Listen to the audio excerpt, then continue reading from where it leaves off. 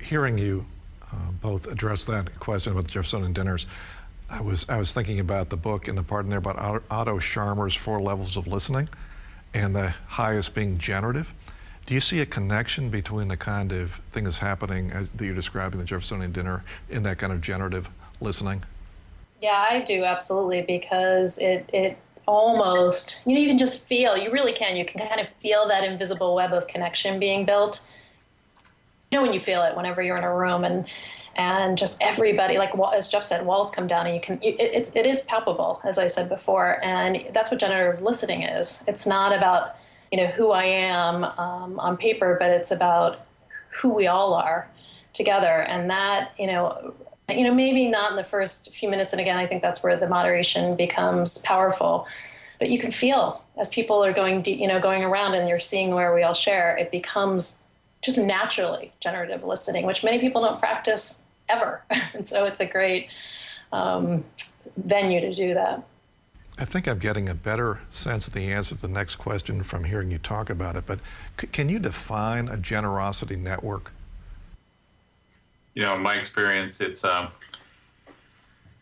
each person has their own generosity network, and those that open up and connect, and it will change over time depending on the things you're working on. Who I work on ideas in the music space with kids is different than how I might work on with global health or working on animals or whatever might be the passions of the day.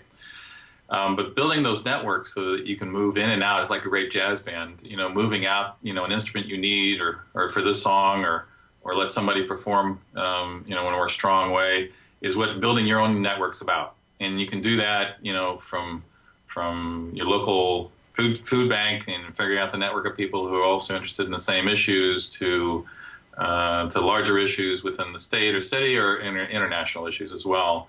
So finding where your passions connect and finding others that are connected to it and building this network where it's like the old parable of stone soup, where you come together, and the soldiers in the stone soup story, brought a pot and some water and a stone, and some people, I said, "What are you doing?" He says, "Oh, we have a tasty broth, and if we only had a carrot." And so somebody said, "Well, I have a carrot," and then all of a sudden says, "Well, somebody else says I have an onion," and so eventually you have an amazing soup that comes together. And that generosity network, the soup's different every time for every individual, but building those networks is one that gives me a more meaningful life, and I think most other people do as well.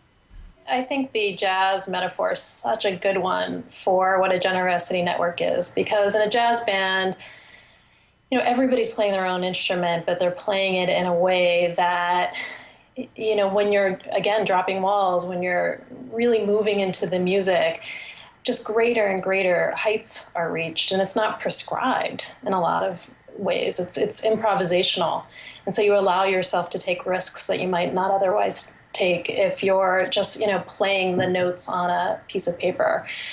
And so I love the jazz band metaphor. Jeff and I worked for many years with Quincy Jones and have a great fondness for jazz, but it really does embody kind of what a generosity network is, because at the end of the day you are achieving something great potentially, and if you're not, you're learning.